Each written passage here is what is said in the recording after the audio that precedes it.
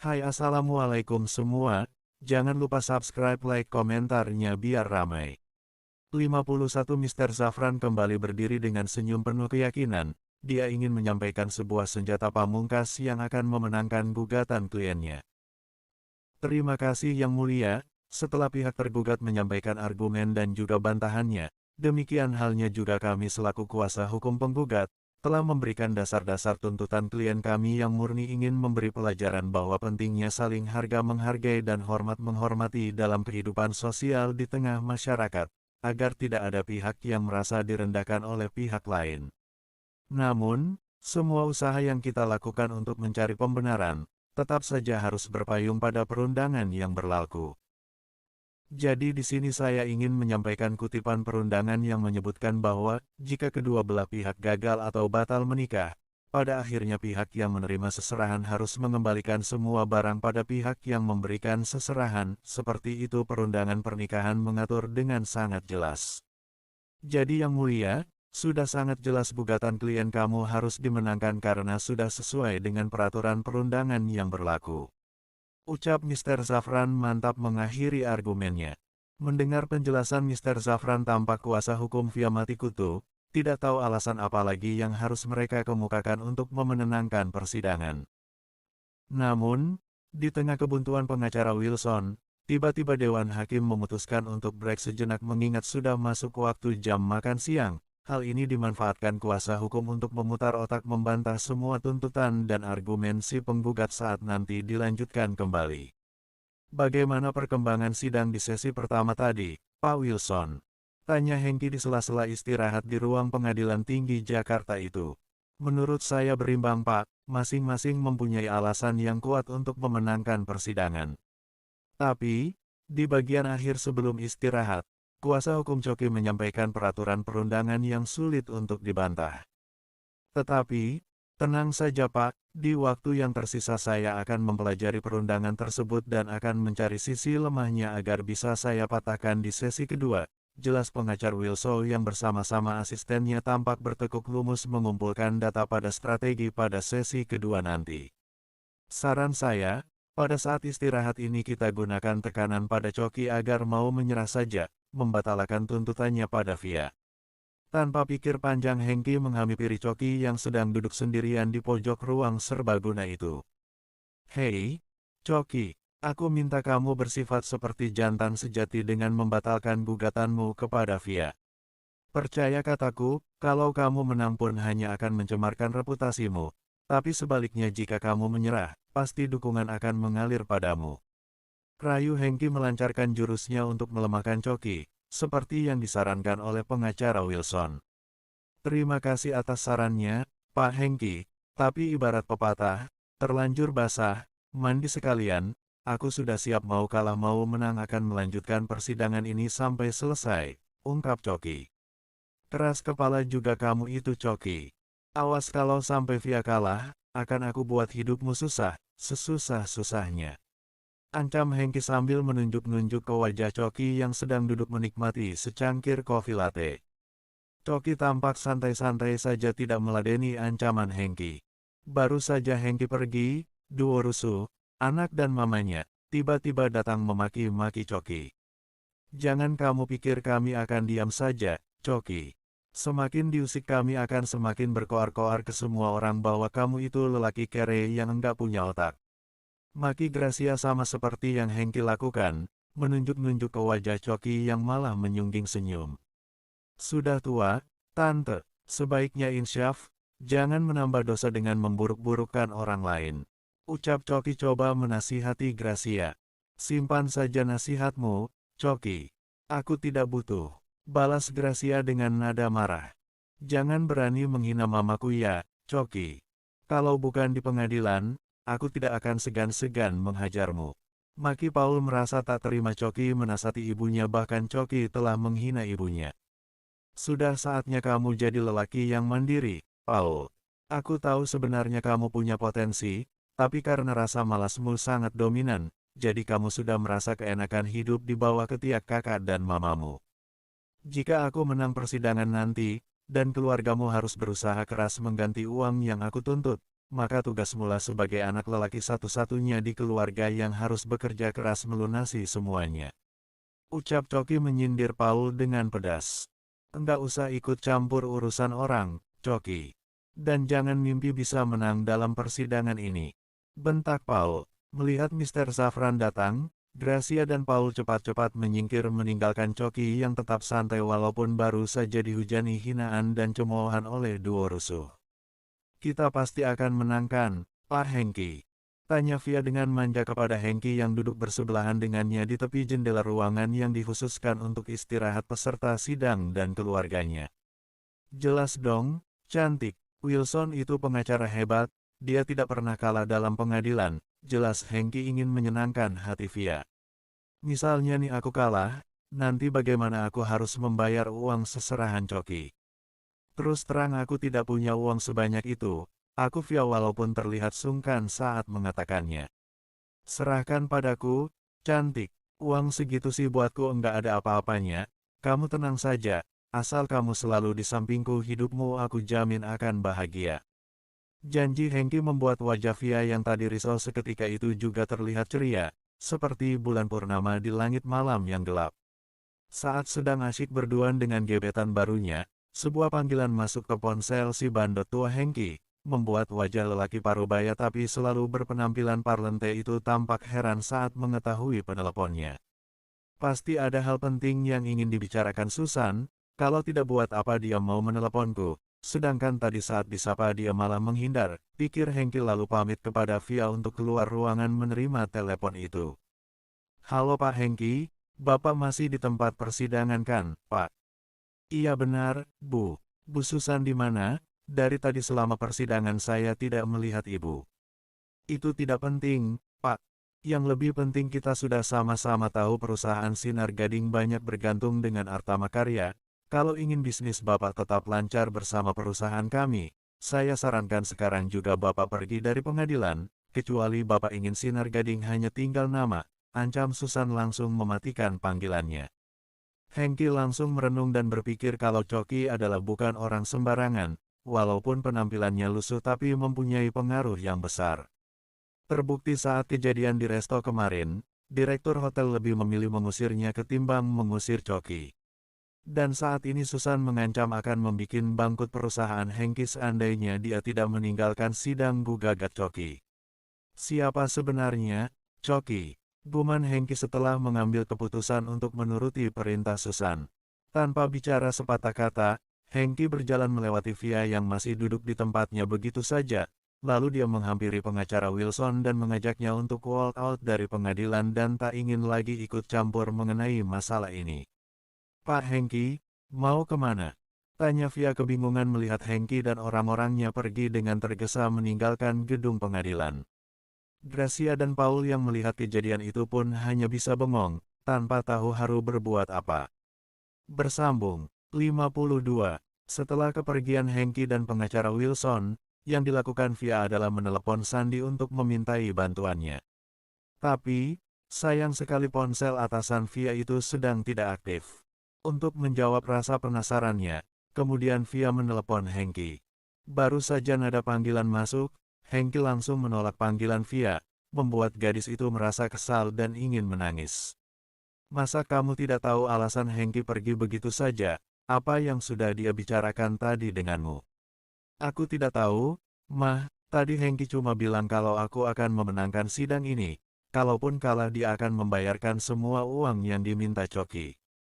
Terus, tiba-tiba ada telepon masuk ke ponselnya lalu dia keluar ruangan menerima telepon.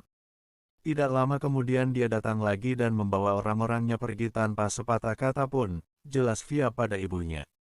Berarti karena telepon itulah Hengki jadi berubahan pikiran tidak mau membela kita. Duga Gracia. Terus bagaimana, Mah? Tanya Paul saat Gracia tengah merenung. Kalau bukan dari pihak lawan, tidak mungkin Hengki lari dari tanggung jawabnya. Pasti ini semua penyebabnya adalah Coki, pasti dia yang bikin ulah, bisa saja dia menyuruh orang mengancam Hengki dan pengacaranya, ucap Gracia membuat kesimpulan, sementara Via sudah tidak bisa menahan tangisnya. Hei, Coki, apa yang sudah kamu lakukan pada Pak Hengki dan Pak Wilson? mengapa mendadak mereka pergi meninggalkan pengadilan? Tanya Paul yang menghampiri Choki di tempat duduknya. Apa yang sudah aku lakukan? Maksudnya apa? Choki bertanya balik. Pasti kamu sudah mengancam Pak Hengki sehingga pengacaranya tidak mau meneruskan persidangan. Betul, kan? Tegas Paul.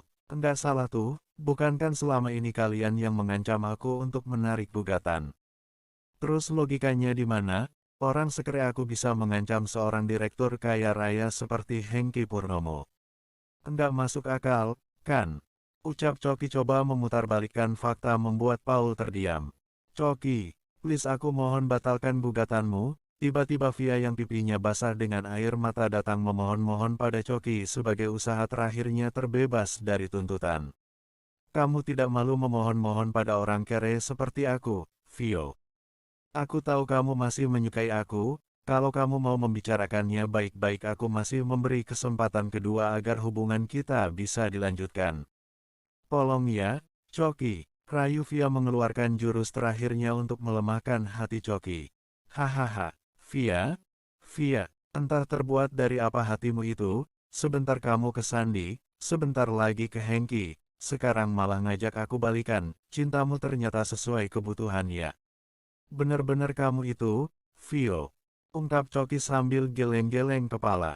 Terserah kamu Choki mau menilai aku bagaimana, yang penting sekarang kita balikan, kita lupakan saja semua masalah yang pernah terjadi, kita mulai lembaran baru ya, Choki, sayang. Rayu Via dengan jijiknya coba menyentuh bahu Choki, tapi Choki buru-buru menghindar. Aku sudah putuskan tidak, Via.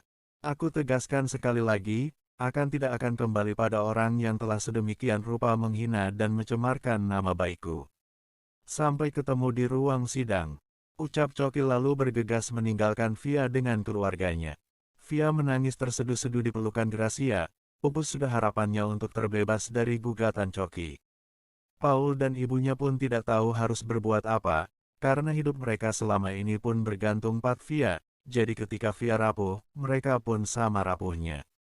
Persidangan pun dimulai kembali, tanpa menghadirkan penguasa hukum Via yang telah meninggalkan pengadilan bersama Hengki. Pada akhir sidang Dewan Hakim memutuskan bahwa Via harus mengembalikan uang tunai sebesar 100 juta dan sebuah rumah di Jalan Petra Kuningan. Apakah saudari tergugat menerima putusan Dewan Hakim? Tanya Hakim pada Via di akhir sidang. Saya menolak putusan Hakim, dan akan mengajukan banding, jawab Via tegas. Persidangan pun ditutup dengan memberi kesempatan selama 1 minggu bagi pihak tergugat mengurus semua surat pengajuan naik banding pada pengadilan. Setelah persidangan, Via kembali menghubungi Sandi, karena hanya dialah satu-satunya kini harapannya yang tersisa setelah si tua bangka Hengki pergi entah kemana. Kemana aja, Sandi, susah sekali dihubungi. Aku sengaja off handphone gara-gara terlalu banyak minum dengan Hengki, jadi aku butuh istirahat. Ini aku baru sampai kantor. Bagaimana semalam kamu dengan Hengki? Semua berjalan baik-baik saja, kan? Ucap Sandi yang tidak tahu menahu perihal persidangan Via hari ini dan tentang Hengki yang sudah berjanji manis ternyata lari begitu saja tanpa ada sepatah kata pun. Akan aku ceritakan semuanya, tunggu aku sebentar lagi ke kantor, ucap Via coba meredam kesedihan di hatinya atas semua kejadian yang tidak berpihak kepadanya. Ayo kita pulang, nak, sebaiknya kamu tenangkan dulu pikiran di rumah untuk mengambil langkah selanjutnya. Mama yakin kita pasti bisa keluar dari masalah ini, ucap Gracia sambil merangkul putrinya yang sangat shock atas kekalahannya dari Choki yang selama ini selalu dihina dan dicemoohnya. Aku tidak bisa tenang, Mah, sebelum masalah ini selesai, malah kalau hanya berdiam diri di rumah, aku bisa tambah stres. Ungkap Via sambil menyeka air mata yang tak henti keluar dari kelopak matanya. Jadi kamu mau kemana, nak? Aku ingin ke kantor bertemu Sandi, kini harapanku hanya dia satu-satunya. Baiklah, nak, kalau begitu Mama dan Paul pulang duluan. Setelah urusanmu beres kamu harus langsung balik ke rumah, nanti Mama masakkan makanan kesukaanmu, agar hatimu tidak terlalu bersedih. Gracia dan Paul pun segera menyetop taksi di depan pengadilan. Orang-orang yang tadi pagi kagum melihat duo rusuh itu dengan sombongnya turun dari Rolls-Royce. Kini mereka geli menertawai melihat keduanya jatuh miskin dalam sehari. Via lebih memilih menggunakan Grab untuk mengantarnya ke kantor Sandy. Tentu saja dia tidak ingin kelihatan konyol menggunakan angkutan umum seperti ibu dan adiknya. Saat sedang menunggu mobil Grab menjemputnya, pandangan Via tertuju pada Choki yang berjalan seorang diri menuju parkiran dan masuk ke dalam sebuah mobil BMW keluaran terbaru. Rasa iri, sedih, menyesal, kesal, semua menjadi satu di dalam dada Via melihat Choki memandu mobil itu keluar dari parkiran lalu tak terlihat lagi melesat di jalan raya. Apakah lelaki yang kuhina-hina sebagai lelaki kere itu kini telah berubah jadi orang kaya? Apa pekerjaan Choki sekarang sampai-sampai dia bisa dengan Zael, Susan, bahkan Direktur Levi sampai melindunginya ketimbang Hengki? Batin Via di tengah termangu menunggu Grabnya datang menjemput. Di ruang kerjanya Sandy tampak sibuk mempersiapkan dokumen kerjasama perusahaannya dengan perusahaan Sinar Gading Group milik Hengki Purnomo. Usahanya untuk menjadikan Via pelancar bisnisnya dengan si bandot tua rupanya terbukti ampuh. Terlihat semalam Hengki begitu lengket dengan Via hingga membawanya check-in di Hotel Bintang 5. Artinya perusahaan Sandy yang telah kembang kempis, tidak lama lagi akan terangkat dengan kerjasama yang akan terjalin. Perusahaannya sebagai pemasok produk yang dihasilkan perusahaannya kepada perusahaan Sinar Gading. Sandy sudah berencana memberikan kejutan menaikkan gaji Via atas keberhasilannya. Bersambung, 53. Akhirnya kamu sampai juga, Via. Sudah aku tunggu-tunggu kabarmu, ucap Sandy sejurus Via masuk ke dalam ruangannya. Via yang diajak bicara malah duduk terdiam di depan meja kerja Sandy dengan wajah cemberut yang tidak enak dilihat. Ada apa, Vio? Ditanya kok malah diam. Tegas Sandy yang langsung menatap ke wajah Via. Kenapa matamu? Kamu abis menangis ya? Tambah Sandy heran. Aku sedang kesal, gugatan Choki dikabulkan oleh hakim. Jadi aku harus mengganti uang seserahan Choki beserta rumahnya, ucap Via dengan suara serak dan melemah. Tenang aja, nanti pasti diganti sama Pak Hengki. Kenapa harus bingung? Ke laut aja tuh si bandot tua. Maksudmu apa? Coba cerita. Jadi awalnya Hengki Keparat itu ingin membantu menyelesaikan masalahku dengan memberikan aku seorang pengacara. Pada awal sidang berjalan lancar, bahkan kata pengacara bernama Pak Wilson itu dia yakin akan memenangkan gugatan melawan Choki. Tapi, setelah sesi pertama selesai, saat waktunya break, tanpa bicara apa-apa denganku dan juga keluargaku dia pergi begitu saja bersama pengacara dan orang-orangnya. Apa coba kalau si tua itu tidak disebut bangsat atau keparat? Jelas Via membuat Sandy yang mendengarnya mulai merasa pesimis dengan rencana kerjasama yang dibuatnya. Kamu sudah coba menghubunginya? Sudah? Saat itu juga langsung aku telepon, tapi sampai saat ini ponselnya masih tidak aktif. Ya sudah kalau begitu semua rencanaku gagal, gagal, gagal. Teriak Sandy tiba-tiba seperti orang kesurupan sambil mencampakkan dokumen yang tadi disiapkannya di atas meja. Via yang sedang duduk di depan Choki terkejut bukan main melihat perubahan Sandy jadi marah-marah tiba-tiba seperti kesetanan. Ada apa, Sandy? Kamu kenapa? Enggak usah banyak tanya Via, sekarang juga kamu keluar dari kantorku, kamu tidak diperlukan lagi di sini. Tenang, Sandy, ada apa?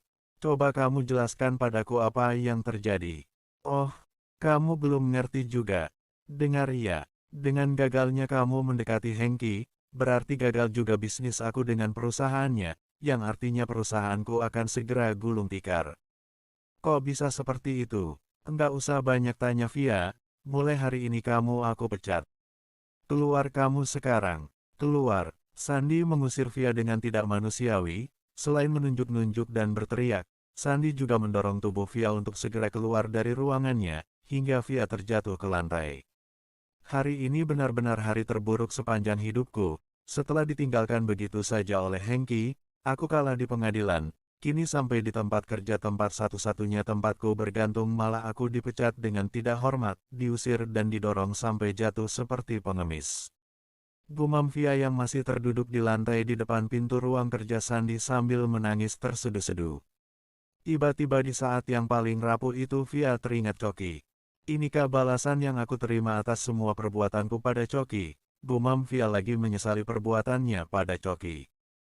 Sementara Choki menerima keputusan hasil sidang dengan puas hati, Walaupun ada perasaan tidak tega melihat Via sangat sedih mendengar keputusan Dewan Hakim, sehingga sebagai ungkapan tidak terimanya dia mengajukan banding, walaupun itu perbuatan sia-sia karena peraturan telah menetapkan secara gamblang bahwa uang seserahan pihak mempelai lelaki harus dikembalikan jika pernikahan gagal dilangsungkan. "Halo, Coki, gimana hasil sidangnya?" tanya Susan tiba-tiba menelepon Coki ketika akan meninggalkan pengadilan. "Menang, Susan. Bahkan sangat dramatis sekali, di akhir sidang Via ditinggal lari pengacaranya, jelas Coki penuh semangat. Rupanya takut juga si bandot tua itu dengan ancamanku. Hehehe, ucap Susan terdengar tertawa di sana. Maksudnya, kamu yang menyuruh Hengki walk out dari persidangan, Susan? Iya, tentu saja. Jangan panggil aku, Susan, jika tidak bisa menggunakan berbagai cara untuk mempermudah urusan bosku. Tapi, seharusnya kamu tidak perlu melakukan itu, Susan. Tanpa mengancam Hengki pun aku sudah yakin bisa memenangkan gugatanku pada Via, apalagi Mr. Zafran itu pengacara yang sangat bisa diandalkan. Aku hanya ingin Via dan keluarganya yang songong itu bisa merasakan bagaimana rasanya ditinggal pergi secara sepihak, seperti yang mereka lakukan kepada kamu yang telah membatalkan begitu saja pernikahanmu dengan Via. Biar tahu rasa mereka sekarang. Oh, begitu tujuanmu. Tentu saja, aku tahu apa yang aku lakukan, Coki. Aku selalu memikirkan matang-matang keputusan yang akan aku buat. Kalau begitu terima kasih, Susan. Simpan saja terima kasihmu, Coki. Yang aku inginkan sekarang kamu segera datang ke kantor untuk bertemu seseorang yang sudah sejak tadi menunggumu. Seseorang? Siapa? Makanya cepat ke kantor, pasti kamu akan merasa senang dengan kehadirannya. Susan di sana menutup ponselnya membuat Coki penasaran dengan orang yang dimaksud Susan. Memangnya ada orang yang senang denganku? Bukannya hampir semua orang sukanya menghina dan mencibir padaku? Batin Coki bertanya-tanya. Mau pulang sekarang, Pak Coki? Sapa Mr. Zafran menghampiri Coki. Iya Mister, aku harus ke kantor sekarang ada urusan penting yang harus aku kerjakan, jelas Coki. Oke, Pak Coki, kalau begitu ini kunci mobil BMW yang tadi dititipkan Ibu Susan, silakan, Pak. Serius ini, Mister? Iya, Pak, mobilnya ada di parkiran depan. Terima kasih, Mister, atas semua bantuannya hari ini. Aku berangkat dulu. Hati-hati di jalan, Pak Coki.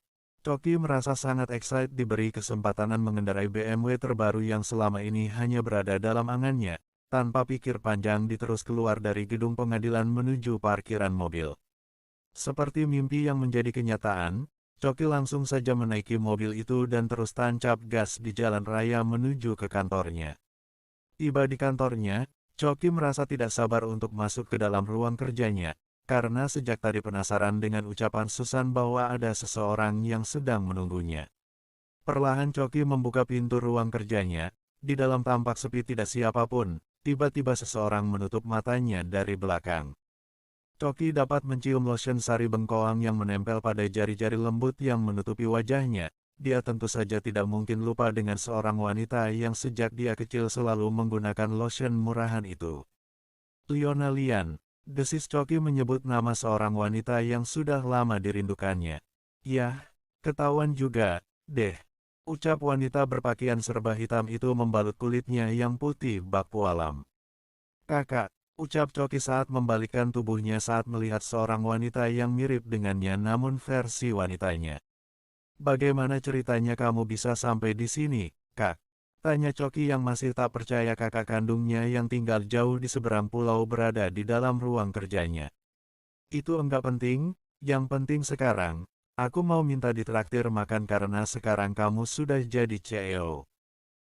Hehehe, enggak masalah, gampang itu.